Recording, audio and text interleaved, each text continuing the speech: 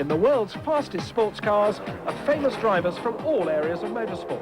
Nearly 20 XF1 stars, as well as experienced endurance racers and young guns of the future. But it's the cars that are the stars in this series. If you've $1 million to spare, you can take your pick of race-prepared supercars that have F1 power and speed. The cars everybody likes. I think the dream cars, any kid and any man from 7 to 77 love this type of cars. You don't see them very often in the street. Someone sometimes parks in front of big hotels, but here they're there, you can see them, and I think they're very exciting for everyone. Most spectacular of all is the Mercedes CLK, built just days before the first round. I think it's a nice looking car. It has got great potential. It's definitely not a race winner yet. We won the first race already. It took time. It took place in the winter time. It was really tough working between 6th of December and Friday before Easter when the car ran first. So I think this was for us a big satisfaction. And well, winning the first race is not a realistic goal. But with the talents of Bernd Schneider and Alessandro Nannini on board, Mercedes are serious title contenders. The McLaren is an endurance racing champion. The Gulf team won the title last year with Englishman Ray Bell. His main challenge comes from the Works BMW McLaren pair JJ Leto and Britain's Steve Soper. The championship's new to everybody. The competition's new to everybody. We've tested a lot, but unfortunately nobody's tested with us. So we don't really know what the others are capable or even up to. So this is a learning curve for everybody. We'll have to just wait to see, you know, what comes at sort of after 4 hours where we are, if we're happy or unhappy. And Bell knows he's got a fight on his hands this season. It's very competitive. There are actually 15 cars capable of winning. And it's tighter than it's ever been. I've now done this for 3 years, and this is the tough one. Porsche are here in force. Their main hope lies with veteran Hans-Joachim Stuck and Thierry Boutsen in the Works GT1. Many think the Lotus is the prettiest car in the pit lane, but there are doubts about its speed and reliability. Perhaps the American Paynos is not so pretty, but underneath lurks a high-tech front-engine Reynard chassis. Drivers include Brits James Weaver and Le Mans winner Andy Wallace. Who better to sum up this year's championship? Well, this is a pretty new era for sports car racing. Suddenly, because the ITC was cancelled, everybody has piled into GT racing, and the FIA have taken over the series, and it's the World Series, and it's going to be very, very competitive. But you get a 4-hour race, and certainly last year it was the case that you could just do an hour on a tank of fuel and a set of tyres. So what you did was you divided the race into 4, and it's 4 one-hour sprint races, if you like. So just because it's a 4-hour race, you don't necessarily pace yourself. In fact, that's not going to work if you do. You hammer the car as hard as you can for an hour, pour yourself out of the cockpit, change drivers, tyres, fuel, and the next guy does the same for an hour. And of course you do 2 stints each, and so the car doesn't get any rest at all. It's just hammered for 4 hours. Sharing the other Works Paynos with David Brabham is Perry McCarthy. He raced in F3 with Damon Hill and Johnny Herbert and sometimes beat them, but he never quite made the big time. Now team manager David Price has given him another chance in GTs. Yeah, I kind of just think sometimes, crikey, I wish things had gone an awful lot better in Grand Prix, because being the big-headed so-and-so I am, I do think I could have been at the front, but life doesn't always work out like that. But, you know, instead of throwing the toys out the pram, you've got to get on with the job and go out, and this is a world championship, so maybe this year or maybe next year I can be world champion in this, you know. And as a race within a race in the FIA GT rounds, the GT2 class caters for the less highly developed cars, but the battles down the field are just as intense.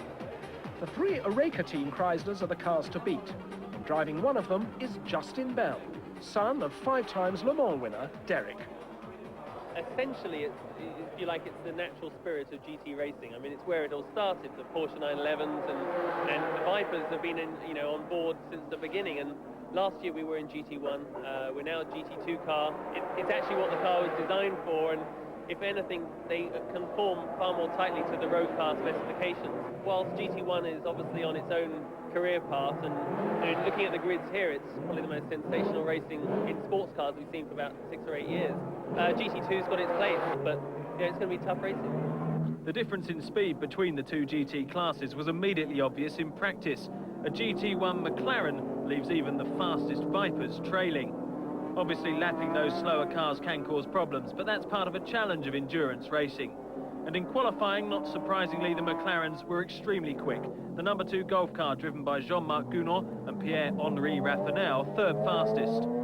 Second quickest was the Works BMW of JJ Leto and Steve Soper. But the big surprise was the immediate impact of Mercedes.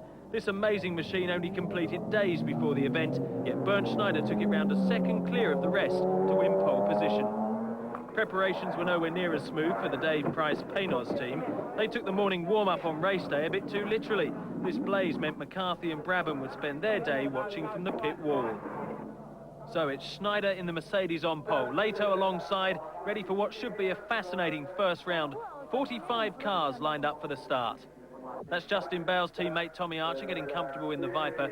They should be the favourites in the GT2 class, fastest in practice, and their main threat probably from the other 2 Orica Vipers. Well, it's a long race, 4 hours ahead of them, and the cars setting off now on their warm-up lap. Stay with us for the start in just a couple of minutes.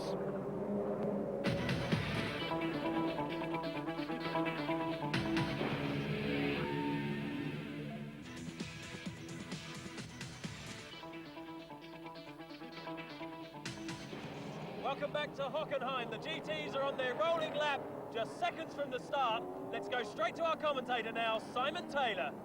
This magnificent field of 45 GT cars completing their rolling lap as the pace car pulls into the pit lane. The silver Mercedes of Bernd Schneider on pole, the white McLaren of JJ Leto alongside, McLaren and Mercedes on row 2. The light is red, now the light is green, the race is on, and Bernd Schneider gets the jump. It's Schneider's Mercedes going in front, with Leto in second place. In third place, it's the other Mercedes of Nannini, very crowded in that first corner, and as they come out, there's a Porsche spinning. That's Hans Stuck. Hans Stuck has spun the Works Porsche right in the middle of the pack on the first corner, but at the front, the McLaren is starting to ease away from the Mercedes. McLaren 1, Mercedes 2, Mercedes 3, going down to the first chicane. JJ Leto leaves his braking as late as possible. It's Leto who leads. It's Schneider in second place, it's Nannini in third place, then it's the McLarens of Gounon, Cox, Nielsen, and Andrew Gilbert-Scott is in seventh place, then it's the Jan Lammers Lotus. He managed to avoid the spinning Porsche of Hans Stuck, so he's in 8th place, and Stuck has got going again. Stuck is right at the tail of the field, but as they come up now to the second chicane, one of the Mercedes has slowed. It's Bernd Schneider who's lost his second place, fallen back into the clutches of the rest of the McLaren, so now second is the Mercedes of Alessandro Nannini, but it looks as though Bernd Schneider, the pole position Mercedes, is already in trouble. The rest of the field pouring through. They're 3 abreast at the chicane, that Marcos being pushed across the curbs, Hans Stuck stuck down in the traffic, but there now is Leto easing away from Nannini. The rest of the McLarens following through. Nielsen running right over the curbs, kicking up the dust, but everybody else getting through, although the flag marshal's got his yellow flag waving already, and Leto comes down the straight into the stadium to complete the first lap.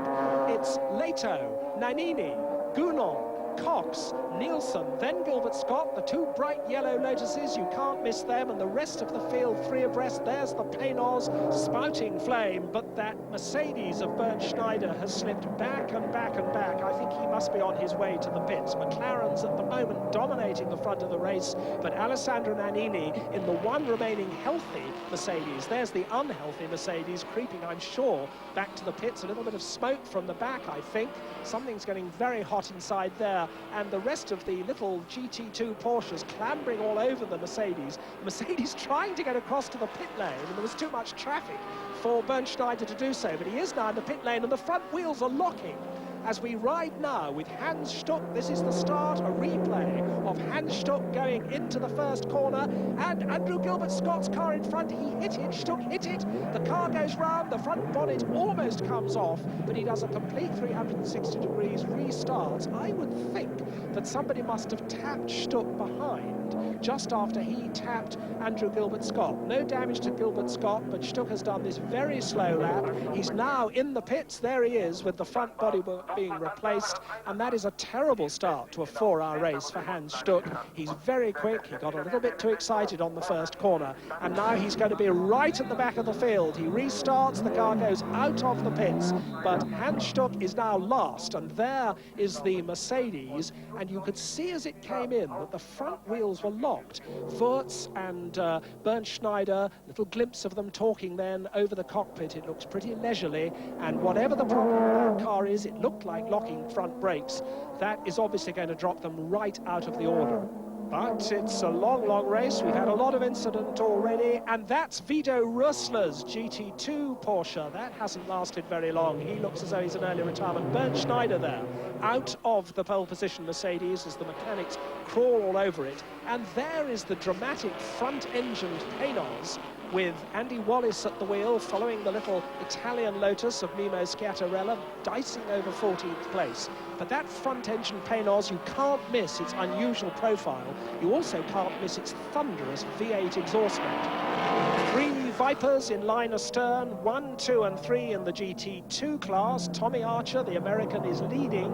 Olivier Beretta and Jarno Nurminen, his teammates. But under pressure is Nurminen now, because there's a GT2 Porsche on his tail. There's another GT2 Porsche in all sorts of trouble, an expensive engine blow-up, I should think, for him, as the 3 Vipers come by. And there is the Uwe Altzen Porsche attacking Nurminen and actually going through. The black Chevrolet Corvette follows with another of the 2 GT2 Porsches. And meanwhile, this is all the traffic that JJ Leto has to work his way through. He's coming up to lap the Marcos now. And another man who's got a lot of traffic to contend with is Hans Stuck. After that disastrous start, he's got his new bonnet, he's working his way up. In fact, he's now up with that GT2 battle. He's up with the Vipers and leaves his braking late enough into the chicane to go past Uwe Altzen and make up another place. And in the pits, one of the Lotuses, that's Fabien Giroir.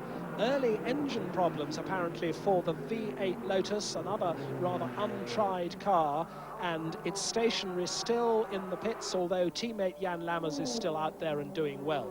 Yellow flags waving, a GT2 Porsche just recovering from a spin, and look at Nannini weaving his way through the traffic in that wonderful looking silver Mercedes. Tremendously potent looking car indeed. Remember, it's absolutely brand new. They've had virtually no testing. They've really only just got that car screwed together. And Nannini must be very pleased that although his teammate has had problems, he's still there in second place. Behind the string of McLarens, Collard and Bouchou battling for 7th place in their GT1 Porsches. Jan Lammers is in 9th spot, but Jan Lammers is in the pits now. Lammers coming in for, I think, an early stop. I'm surprised he's in as early as this. They're refueling the car. Lammers out. Fellow Dutchman Mike Hetsemans in. And JJ Leto, the leader, has now caught up with the flying Hans Stuck, both of them headlights blazing. Stuck, of course, making up time after having restarted at the back of the field. JJ Leto has led this race right from the beginning.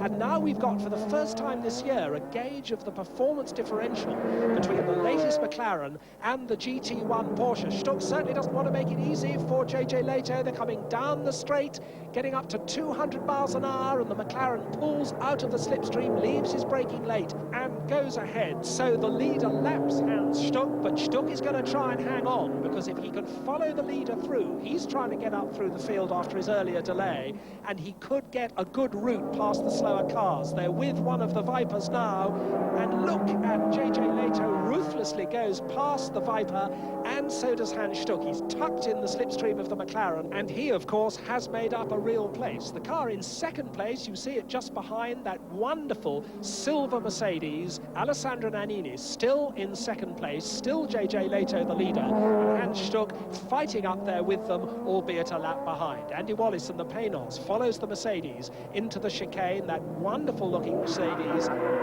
And there's Pierre-Henri Raffanel, Jean-Marc Gounon's co-driver. The Gounon McLaren in third place at the moment, comes in for its routine stop. Now let's watch this, because the rules this year say that while you're refueling the car, you're not allowed to start working on the wheels and tyres. The wheels and tyres, one mechanic only each side, they're waiting impatiently while in goes the fuel. And you'll see that once the fuel has finished going in, then the 2 wheel and tyre mechanics can start. They have to do both front and rear each side.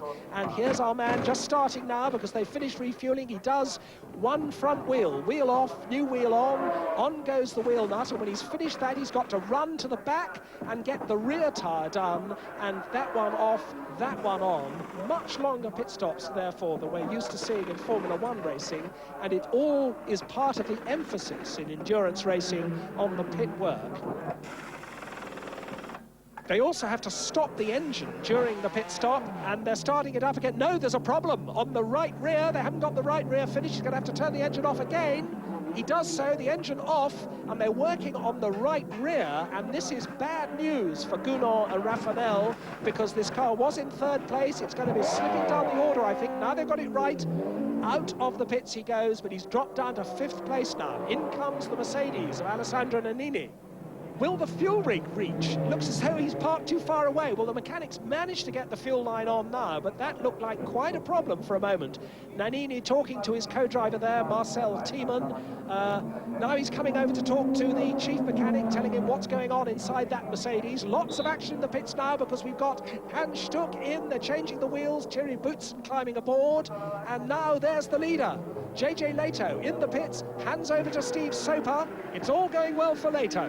I think that the biggest trouble was to get my Mercedes, in the beginning, and then I just kept my pace, basically. It was a lot of overtaking, and sometimes you lost, sometimes you gained, but I wasn't pushing 100%, we were just sort of trying to save the tires and everything for Steve as well. All that, and he's suffering from chickenpox, poor man. But here is the work going on the Mercedes. They haven't got that Mercedes out of the pits yet. Soper back in the race, still on the same set of tyres. They didn't change tyres on that car. Obviously the tyre wear is well under control. Steve Soper still has the lead. The formerly second place Mercedes of Alessandro Nannini is still in the pits. They're still working on that, and that means we've now got McLaren's 1, 2, 3. Here's one of the Vipers getting it all wrong. That's John Hockenheim, leaving his braking too late, coming into the stadium, entertaining the 30,000 plus crowd we've got here at Hockenheim today. Meanwhile, headlights blazing coming down the final straight. That's Andrew Gilbert-Scott in the second placed McLaren. He's sharing with Ray Bellum. And one of the Lotus is going very slowly. The yellow car crawling down the long back straight. That must be Maurizio Sandro Sala's Lotus. Doesn't look at all healthy. And there's a McLaren missing. There it is. That's the Peter Cox third-place McLaren. That's the Lotus crawling back to the pits. But Peter Cox's McLaren is parked out on the circuit. There's the leading car passing its teammate. So Peter Cox's car has come to a complete halt. That's one of the major McLarens, one of the BMW Schnitzer-entered McLarens, stopped, but the other one still comfortably leading the race, lapping the other Paynos. So still Steve Soper leading the race, using all the curbs, very, very determined through the back markers. Steve Soper is chopping one of the older privately entered McLarens there, elbowing a GT2 Porsche out of the way, coming through the stadium. But in the pits now, that little Lotus has finally got there, and they're working on Maurizio Sandro Sala's Lotus. But for this first race of the GT series, a lot of people are treating this race pretty much as a test session. Looking very reliable, however, the Vipers still 1 and 2 in GT2. So these are the standings, 37 laps gone, McLaren's in the top 4 places. Soper and Leto lead the way in the BMW Works car. Then it's the British pair, Ray Baum and Andrew Gilbert-Scott, with Thomas Boucher and John Nielsen third in their Golf McLaren. And this is the car that's third in GT2, Franz Conrad's Porsche, and that's gone horribly wrong. Looks as though the front left suspension has collapsed. Look at the dotted rubber line he's leaving. He's trying to get that car back to the pits. I don't know if he's going to make it, as once more we look at our leader, Steve Soper, in the McLaren that has led this race since JJ Leto took it in front right at the start. And look at that Franz Conrad Porsche trying to make its way back to the pits. Soper coming up to lap the little Italian-entered 4-cylinder turbo Lotus. Mimio Schiattarella at the wheel. It's a bit short of steam down the straight, but it's being more reliable than its V8 cousins at the moment as the McLaren goes by. Franz Conrad's got that Porsche back to the pits. They're having a look at the front of the car. Clearly something serious had broken at the front. And Andrew Gilbert-Scott has brought the second-place McLaren in. Ray Bellum is now taking it out again. A brilliant double stint by Gilbert-Scott. I felt I could have gone quicker, but I didn't want to take any risks.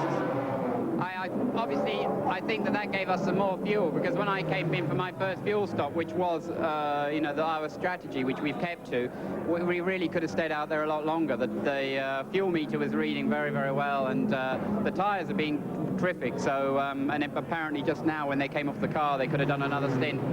But in that pit stop, the Ray Bellum, Andrew Gilbert-Scott McLaren has dropped to third place behind the Gunnar Raffinel McLaren. There is Ray Bellum with on his tail now the white McLaren, the leader, Steve Soper, coming up in first place to lap the McLaren in third place, and a couple of GT2 Porsches ahead of them, and ahead of them the second placed car now of Gunnar Raffinel, as Steve Soper laps the third place McLaren as they come down into the chicane. And Steve Soper so quick through these back markers, absolutely relentless. You'll see him just, I'm sure, shovel those two little Porsches out of the way, and past he does indeed go.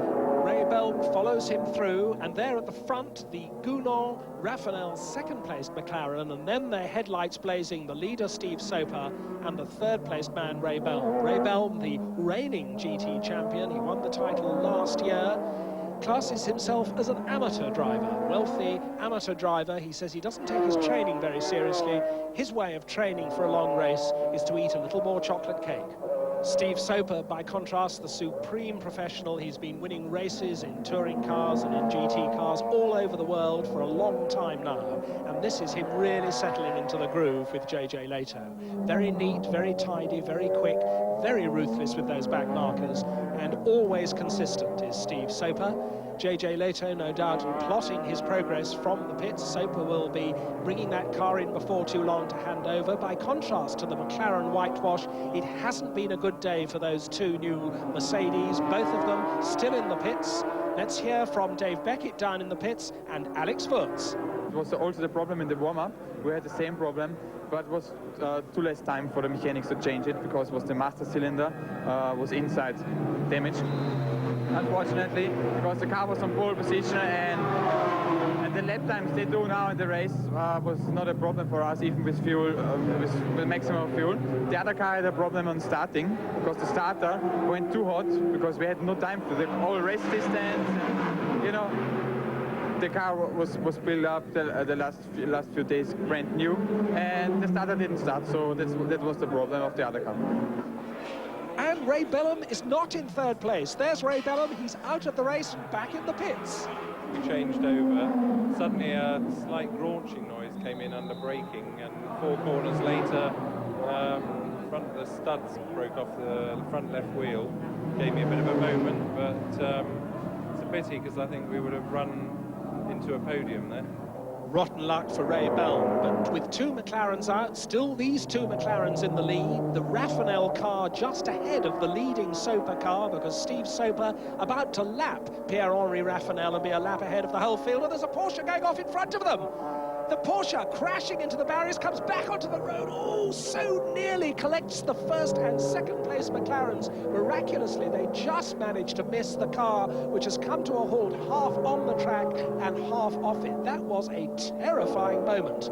And we've got a Mercedes back in the race. They've got the Nannini car out again, and they've put Bernd Schneider in it, because Bernd Schneider, very much the Mercedes #1, has been nominated for both cars. And while one of the Mercedes is still left in the pits, this one is out in the race once more. Long, long way behind, but still running very quickly, running ahead of Emmanuel Collard in the red and white GT1 Porsche, twitching through the corner onto the start-finish straight. So at least some laps getting under the belt of the Mercedes team, even though they're completely out of the running here at Hockenheim.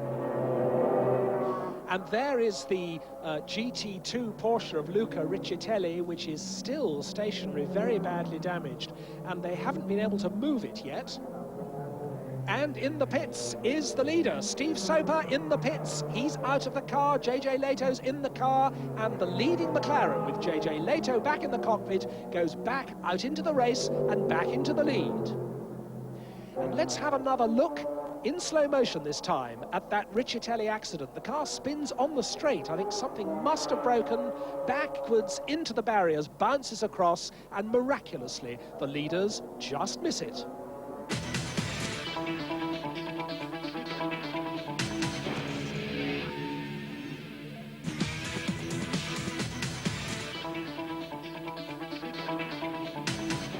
Welcome back to Hockenheim and the first round of the FIA GT Championship. Let's waste no time in rejoining Simon in the commentary box. More problems for one of the Lotuses. This is the Giroud de la Traze Lotus. The marshal is there with the fire extinguisher, but it doesn't look fiery. I think the car has just stopped. And there's the Andy Wallace Paynos still going well. He's running in 10th place in that front-engine car. Much better than expected. It's very new, just like the Mercedes. And that wonderful grumbling exhaust note, the flames coming from the exhaust pipes, very distinctive. If they can get this Reynard-designed car through to the finish of the race, then team boss David Price will be really happy. There's the third place McLaren, the Thomas Peugeot John Nielsen car. Still a McLaren 1-2-3, Leto and Soper in the lead, Gounod and Raffanel in second place. In fourth place, the first of the GT1 Porsches, that's Martini and Pescatori. And amazingly, Hans Stuck and Thierry Boutsen have come up through the field, now into fifth place. Remember, they were dead last at the end of the first lap after that mistake by Hans Stuck at the very first corner. The Vipers still leading GT2, Beretta and Gash ahead of Justin Bell and Archer. And somebody's gone off. That's the first corner. There's a huge cloud of dust there. Somebody in the barriers down at the first corner. It's the Paynos. That is the Paynos. Andy Wallace is off at the first corner. He's got the door open. I think he must be out of the car already as the marshals run to his aid. That's a tremendous shame because that Paynos had been doing an excellent job. Here's a replay as the car plows straight on over the gravel, which does a pretty good job of slowing it down, but that car is in the barriers. That looks as though that's the end of Andy Wallace's race. They're dragging the car away behind the tractor with Andy Wallace disconsolately walking along behind it. The car doesn't actually look that damaged, but watching it live and looking pretty glum about it, the Paynos team in the pits. There's Perry McCarthy, who non-started this race. His car caught fire this morning, and his expression says it all. So that's Andy Wallace out, and there is the leading Viper, the leading GT2 Viper of Beretta and Gash. And Andy Wallace has got the Paynos going. They're waiting for him in the pits. Somehow he's got the car restarted, and Dave Price's crew are waiting. Here he is. The car looks almost undamaged. So they're determined to keep the Paynos in the race. They're going to change the tyres. Out gets Andy Wallace, in gets James Weaver. Let's hear from Andy. It's running fine. The only problem it does is it gets very hot when we stop, but otherwise it's running very well. Considering everything that's happened this weekend, if we can get it to the finish, we'll be pretty happy.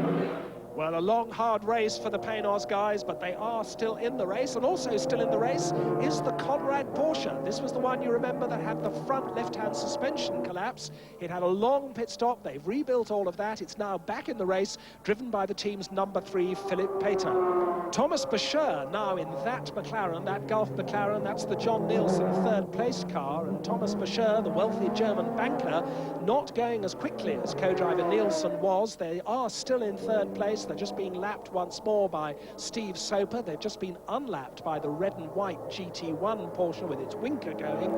That's Emmanuel Collard. And I think John Nielsen will be concerned that Thomas Bashir is not keeping up his pace. There's Bernd Schneider in the only Mercedes still running. He's pressing on, still very quick, still a long way behind. And Yannick Dalmas off in the 6th place GT1 Porsche. They have to be pretty tough, these cars. He's just driven over the curbs and got back into the race. The Beretta Gash Viper there, having a pit stop. No fresh tyres, it seems. There's Justin Bell in the other Viper, still second behind Beretta and Gash in GT2. And the Collard GT1 is off. Jürgen von Gartzen's just taken that car over. He's spun coming into the stadium. Oh, he's found reverse gear. That's an unusual thing to see in these GT1 cars. He's trying to reverse all the way round the gravel trap, but somehow he's going to have to try and get on the track, and I don't quite know how he's going to do it from there. Oh, he's found forward motion, bit of wheel spin. Over the grass he goes. Jürgen von Gartzen and Emmanuel Collard had this car up in 8th place. He's going to want to get back into the race as quickly as he can. He could well have damaged the under tray on the grass. And there's a McLaren coming. That's the 2nd place Raphael Gunon car. He's got a very slow-moving Jürgen von Gartzen right in front of him, blocking him. Right winker going. Von Gartzen moves across, and the Raphael Gunon McLaren manages to get by. But the fastest Porsche on the track is still the Hans Stuck Thierry Boutsen car. That's right, a superb fight back by Hans Stuck and Thierry Boutsen in the Works Porsche. They were last after lap 1, but they fought through to 4th place. Still though, Leto and Soper are way ahead. They've lapped everyone except Gunon and Raphael in 2nd place. There's Jean-Marc Gunon in his 2nd place McLaren. Behind him, a lap behind him, is Thomas Boucher in 3rd place. But behind Boucher and catching him very fast, Thierry Boutsen in the Porsche. We've got a real battle on for 3rd place now. There is Boutsen. They've come all the way up, have Boutsen and Stuck, from dead last to 4th place now. And to the dismay of John Nielsen, who's watching from the pits, his co-driver Thomas Boucher is getting caught by that flying Mobil 1 number 6 Porsche of Thierry Boutsen. 3 times a Grand Prix winner, one of the greatest drivers to come out of Belgium is Thierry Boutsen, and he loves this sort of challenge. He can see the McLaren ahead of him. Look at him using the curbs, flinging that wild-looking GT1 Porsche, nothing like a Porsche 911. It shares just a little bit of 911 silhouette, but it's pure GT racing car underneath. And Thierry Boutsen, just like Hans Stuck, getting absolutely the best out of it. Headlights on for both of them, and Boucher doing everything he can, but the Porsche is right under his rear wing now, getting into the slipstream. Boutsen's going to pull out and try and get by any minute, surely. Yes, he does, but Boucher shuts the door on him.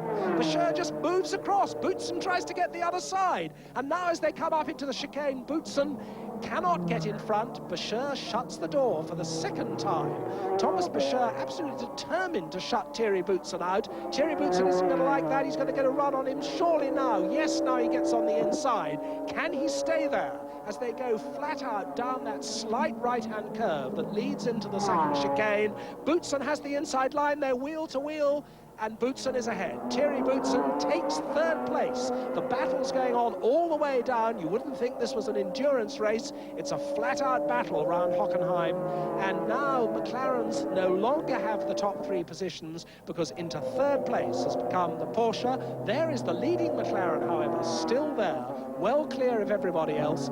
I say well clear, but in fact Steve Soper's lead is only 1 minute at the moment. Steve still matching JJ Leto's lap times, very quick, very consistent, but if you're only 60 seconds ahead, it only takes a tiny problem in a pit stop to throw all that away. And we've got the class-leading Viper, the GT2 leading Viper of Beretta Gash, back in the pits. They were stopped not long ago, but apparently they didn't get enough fuel in the car, so it's had to come in again, and that should allow Justin Bell and Tommy Archer to get back into the lead of GT2.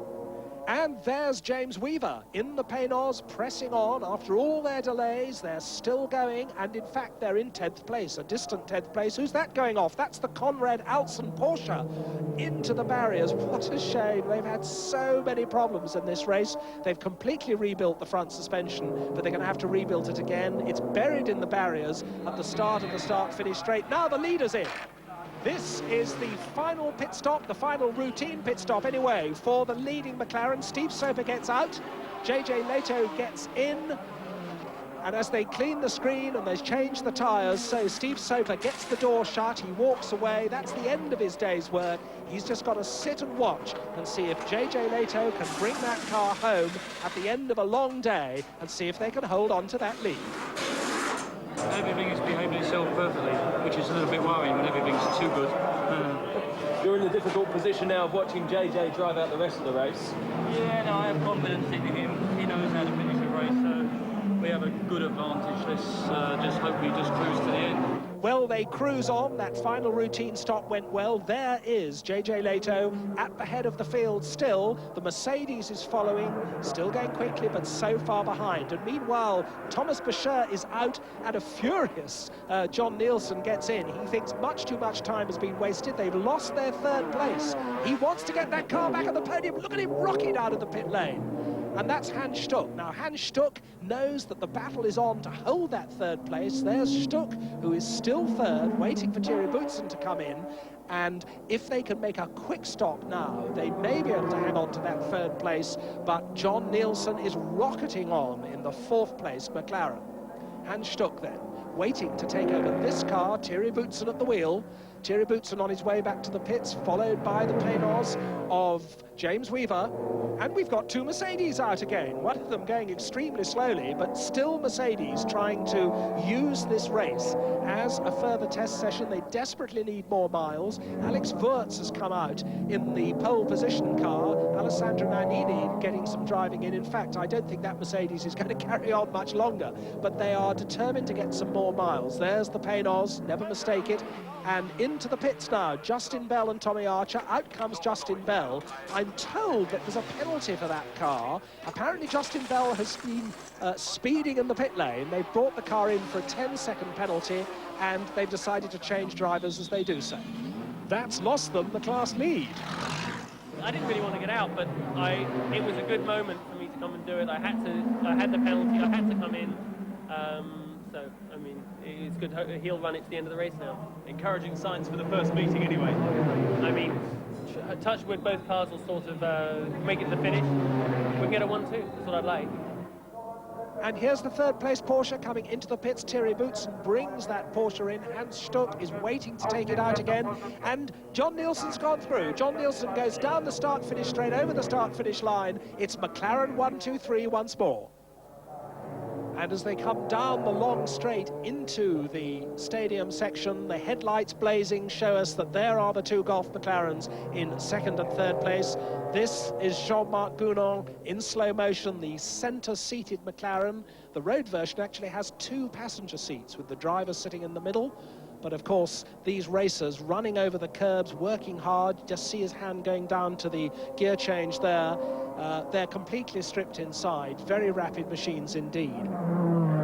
There's the Beretta Gash Viper back in the GT2 lead after Justin Bell's penalty, but the Bell Archer Viper still in second place. These Vipers use a V10 engine of almost 8 litres, actually based on a truck engine. It's a pretty simple, straightforward machine, but very rapid itself. And a Mercedes pit stop now. They may be a long way behind, but this is all part of the development. They're going to try and make this pit stop as quick as they can. Marcel Thiemann out, Alessandro Nannini in. We're in the closing stages now, but Hans Stuck still hasn't given up. He's pushing hard in that fourth place Porsche, still in pursuit of John Nielsen.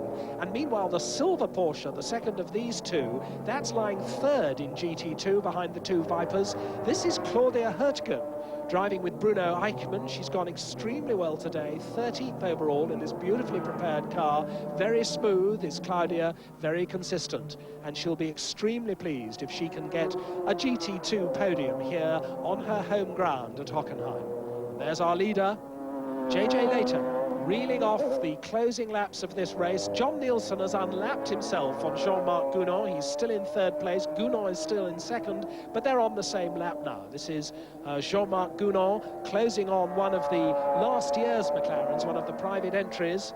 And you can see the difference in the nose shape of the two cars. Last year's car on the right with a much cruder front and a much shorter tail than the new 1997 McLaren. What a beautifully turned out car that Golf McLaren is. Now here's the Schnitzer BMW McLaren pit. Steve Soper watching the screens, hoping that nothing's going to go wrong for his teammate taking the car that he's shared with JJ Lehto towards the checkered flag. Now, I'm getting a reading on my television screen here. The computer timing is now saying that Gounon is in the lead. It's saying that Gounon is in the lead, that the Soper-Lehto car is down in second place. Steve Soper's just seen the same thing, and I don't think he's a bit happy about that. Now, what's going on?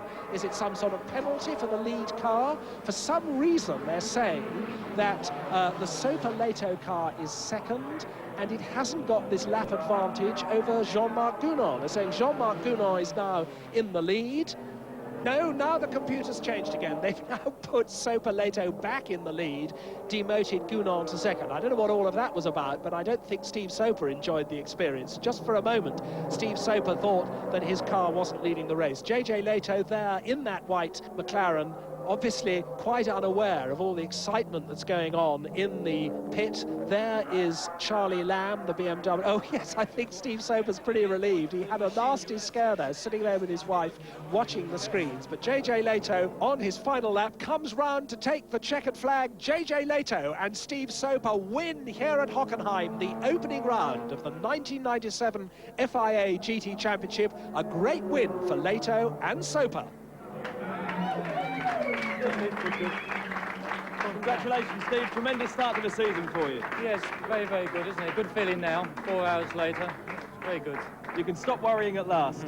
Yeah, go and worry how to get up on the rostrum and then congratulate JJ. Yeah, and it's a celebration, obviously, for everyone involved, not just the drivers. No, I think the team played a big part. Our strategy and our pit stops, everything ran very, very well. We had no problems with the car, no problems at all. So you have to take your hats off to McLaren and BMW. And there's Charlie Lamb being congratulated by the rest of the Schnitzer BMW team. A tremendous effort by all of them. There's the GT2 winner, Olivier Beretta and Philippe Gache in the rumbling V10 Viper. And here is our second place man, Jean-Marc Gounon, brings the Gulf McLaren home in second place, despite what the computer was telling us. He never did lead this race, but an excellent second place and the middle of a McLaren 1-2-3. There's the Mercedes, the last classified finisher, as Pierre-Henri Raffanel gets the congratulations of the rest of the team, second and third for the Gulf McLarens. So here's confirmation of that Soper-Leto victory. 1-2-3 for McLaren, but Stuck must be kicking himself for that first corner collision. And Mercedes not living up to their promise, 13th overall, while all the Lotuses fell by the wayside. It's a big hug then for JJ from Steve Soper, despite the chicken pox. If Leto can drive like that when he's ill, the others ought to start worrying. As for Paynos, well, it was eventful, but Andy Wallace did bring the number 4 Dave Price car home in one piece, and his teammate is looking on the bright side. We beat Mercedes. OK, we're only 11th, but we still beat Mercedes. It's how you present these things. Quite right, too. No Mercedes win for the German fans to cheer this time, but as consolation, the first car home was BMW-powered, and by the time the series returns to Germany for round 4, we could be seeing those Mercedes drivers on the podium. So the perfect start for Steve Soper and JJ Leto in their McLaren. The GT circus is packing up here at Hockenheim to head off to Silverstone for the next round, and they'll be where the